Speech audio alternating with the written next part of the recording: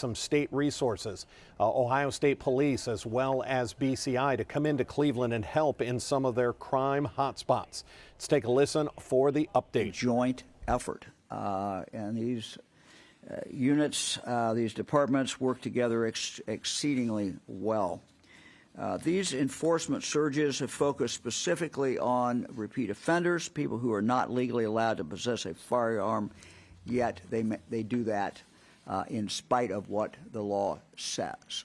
I would also point out that where we decided to go, was informed very much by what the Cleveland Police Department, the intelligence that they have, and where they wanted to pinpoint what areas. And that, again, is based upon the intelligence they have, the data that they have. All this is based on data.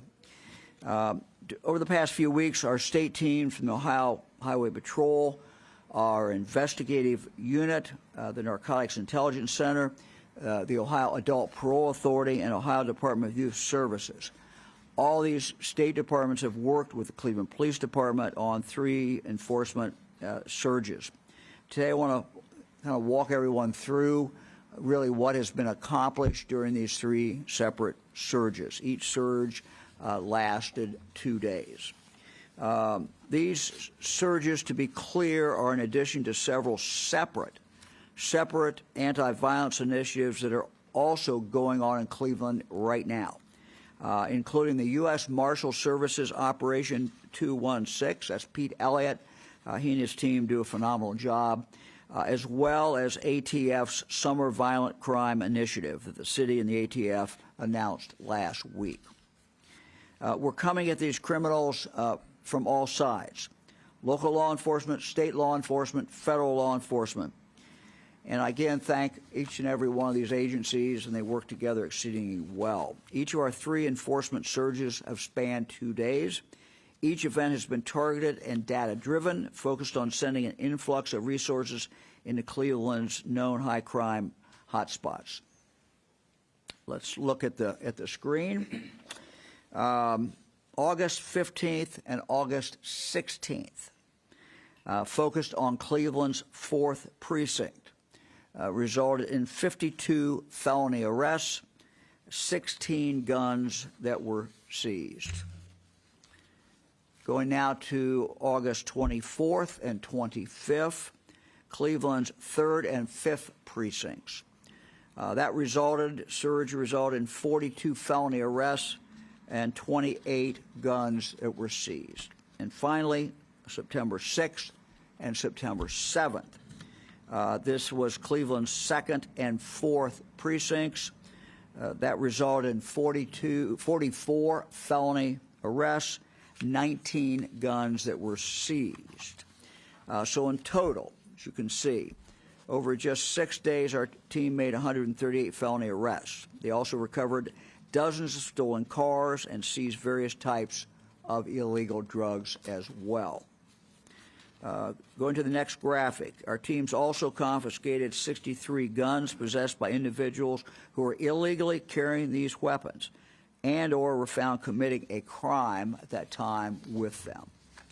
Again, many of these arrests were of individuals who had criminal histories, many times long criminal histories, people who had previously been convicted of crimes such as felonious assault, aggravated robbery, discharging a firearm in a prohibited area, weapons under disability, gross sexual imposition, abduction, and drug trafficking. And let me just say, weapons under disability is sometimes kind of a strange term. It's a legal term. It simply means someone who's committed in the state of Ohio a violent offense before and been convicted of that violent offense. They're no longer allowed to have a gun. And what this means is they were found in possession of a gun in spite of that fact. Because of these priors, these individuals were prohibited by law from carrying a firearm. But these are individuals who blatantly ignore the law, carry the weapons, and they are, among all the criminals, the ones that are most likely to actually use those guns. Thanks to sophisticated ballistic technology, we know that several of the guns, a number of these guns that were seized are as part of these surges, have a criminal history too. I want to talk a little bit about that. Law enforcement here in Cleveland has talked a lot lately about NIBIN, N-I-B-I-N. That stands for the National Integrated Ballistic Information Network. This technology allows authorities to compare ballistic evidence from seized firearms and compare that with shell casings that have been found at crime scenes. Looking at the screen, every gun seized as part of this initiative was test fired. And although we're still waiting on the NIBIN results to come back from last week's surge, we know that 10 guns from the 2 August surges left behind shell casings at 23 other crime scenes. Those 10 guns are on the screen. Now, by knowing where these guns have been, law enforcement can now use this information to potentially link guns to people who are responsible for those 23 other crimes. Just a few examples. Gun history example 1. This gun, a .30 caliber Glock, was seized in August after teams stopped 2 individuals for illegally carrying weapons. That was 1 adult and 1 16-year-old boy. Now, the adult had this gun. NIBIN found that it had been used in 2 other crimes in the weeks prior, a shooting and an attempted homicide, both that occurred in August. And every one of these crimes I'm referencing were either committed, back in the history I'm talking about, were either committed in Cleveland itself or in a close-in jurisdiction. So it's either in Cleveland or close. Again, with that particular gun, prior to that, this gun was involved in a June 2023 murder. Case history, example number 2. Here's the gun the 16-year-old boy was carrying. This is a 9mm Glock. NIBIN connected it to a shooting that took place just a few days before the surge. Let me go to gun history example 3. Teams also arrested an individual with this Springfield 9mm in August. A run through NIBIN identified this gun as one that fired bullets into a car in February. A few months before that, last November, NIBIN tells us this gun was involved in a crime spree. Someone holding this weapon shot someone, shot up a house, used it in a robbery, and used it during an assault. Prior to that, someone used this gun to shoot up another house, and that was back in December of 2021. One more. A Glock 9mm. In August, surge teams stopped an individual for a drug violation, and that person was carrying this gun. NIBIN found that it was used in a murder back in May of this year. So we are committed to continuing to work with the Cleveland Police Department. We're going to continue that close collaboration.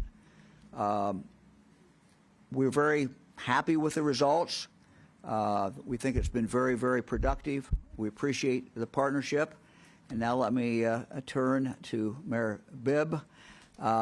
Just on a personal note, the mayor and I spent 3 hours the other night watching the Bengals and the Browns.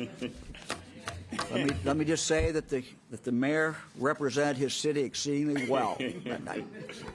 Thank you, Governor. Thank you, Mayor. Thank you, Governor. I was a little worried that Governor DeWine may have canceled today's press conference because of that Browns victory over the Bengals last Sunday. But I want to just again thank Governor DeWine and Colonel Jones for their partnership and leadership on this critical law enforcement effort to really support reducing violent crime in our city. When I called Governor DeWine immediately after our mass shooting in July, he gave us his unwavering commitment and support to help us reduce violent crime in our city. And I believe there are 3 key ingredients to successful law enforcement partnerships. Number 1, a clear sense of urgency. Number 2, data-driven approaches to reduce violent crime. And thirdly, trust, trust, trust, trust. And I think the results speak for themselves that this collaboration has been very effective. I'd also want to say that in talking to the men and women of our police department, they have been thrilled that they've been able to do really good police work to keep our city safe. And they're looking forward to the continued enhanced partnership we're going to have with the state and other federal law enforcement officials in the months and years to come. I also want to convey to our residents that they've been thrilled by the extra police presence across our streets. I was talking to a senior citizen at the Fresh Fest in the Southeast Side on Saturday afternoon, and she was just so amazed and so thrilled to see State Highway Patrol working with Cleveland Division of Police to keep the city safe, doing traffic enforcement, knocking on doors, and getting criminals off our streets. And while today we are praising the success of this partnership, we also need to recognize we have a lot more work to do to keep our city safe and secure on a short and long-term basis. There are families today without mothers, fathers, brothers, sisters, sons, and daughters, and cousins because of the reckless violence that has plagued our city for far too long. And we must always work tirelessly as a city and as a community to do whatever we can to keep our city safe. That's why our administration has been so focused on our RISE initiative, recognizing that we can't police our way out of this problem. It's going to take a multi-pronged approach to reduce violent crime in Cleveland. On that note, we've been working tirelessly with City Council and the Cleveland Foundation to stand up our $10 million Neighborhood Safety Fund. It's our goal to try to distribute up to $1 million of funding by the end of this year to invest in the interventions and solutions that we know can reduce violent crime in our city. We're also working with the Cleveland Food Bank because if you don't have a hot meal at home or no food in the refrigerator, you're more likely to commit violent crime, to put food on the table. So we as a city must always invest in a multi-pronged approach to reduce violent crime in our city. So with that being said, again, I want to just thank the governor and Colonel Jones for their commitment to this initiative, and I'm going to kick it off to Deputy Chief Ali Pillow for more details on this partnership. Deputy Chief. Thank you, Mayor. Good afternoon, everyone. I wanted to touch a little bit on the same thing that the governor talked about, that this is a collaboration with multiple agencies.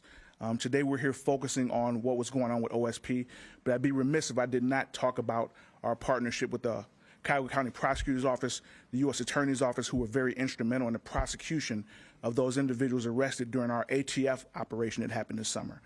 Our partners from OIU, who have been riding with us since before January on a regular basis, assisting us with some of our own initiatives and violent crime details. The U.S. Marshals are not here. Marshal Elliott gave me some stats and asked me to present them. Since we started this operation in August, from August 14th through yesterday, the U.S. Marshals with Operation 216 have 45 local arrests, 41 federal arrests coming from the ATF roundup, and also 10 firearms recovered. Those 45 local arrests are stemmed from investigations by Cleveland Police, district bureaus, and specialized units. Those arrests break down as 13 homicides, 1 for robbery, 6 felonious assaults, 3 rape, and 22 other various violent crimes such as assault and/or domestic violence. So again, I want to commend the men and women at the district level and as well as our specialized units for the work that they've been putting into this initiative and throughout the year. We've received a lot of questions about how do we sustain this collaboration. I'd like to point out that this is not a new collaboration. All of the partners engaged and involved in this detail, all of them have a presence and an entity working together in our strike force building. I want to point out that we've always had officers assigned to the U.S. Marshals Task Force. I believe right now we have 4 and a supervisor. At the district and our narcotics level, we have task force officers, some certified by the FBI, others through ATF. And that is big for us because before it was just centralized with narcotics, but now we have them sprinkled throughout the districts with those resources, that intelligence and those technology is being instituted in the districts that has been proven invaluable. And of course, our homicide review, where we currently have 16 homicide detectives, and those are supplemented by 2 FBI agents, an ATF agent, and as recent as early this year, a BCI agent. So we talk about sustaining this. It is here. We've always had surges, operations, and/or initiatives every year. This year was highlighted by a surge in violence, some of it high profile, but this has been our response. As the mayor touched on earlier, whatever challenges we have in the division, the citizens of Cleveland expect and deserve to be safe. And that is our sole mission in the Cleveland Division of Police. So having said that, I want to turn over to one of our other partners, my mentor and predecessor, Sheriff Harry Patel. Thank you, Ali. Thank you. Thank you. Thank you, Governor. Dan DeRosa with 19 News as we wrap up really what should be viewed as a success. Any gun that comes off our street, any criminal that gets taken off our street is one step closer. And to hear that the targeted enforcement opportunities, there were 3 of them, each one of them lasting 2 days, ends up with 138 felony arrests and 63 guns that were on our street in possession illegally by criminals have been taken off the street.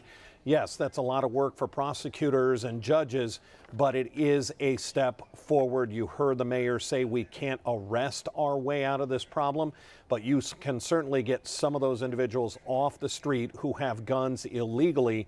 As you saw, some of the guns that were confiscated have already been connected to homicides and murders in the city of Cleveland this summer. We will have a complete wrap up on this announcement and the project. As you can see, the governor in town to highlight what was accomplished, and we'll have a complete wrap up when our early news starts at 3 o'clock with 3.5 hours of news. Until then, I'm Dan DeRosa with 19 News Now. Have a good afternoon. 19 News.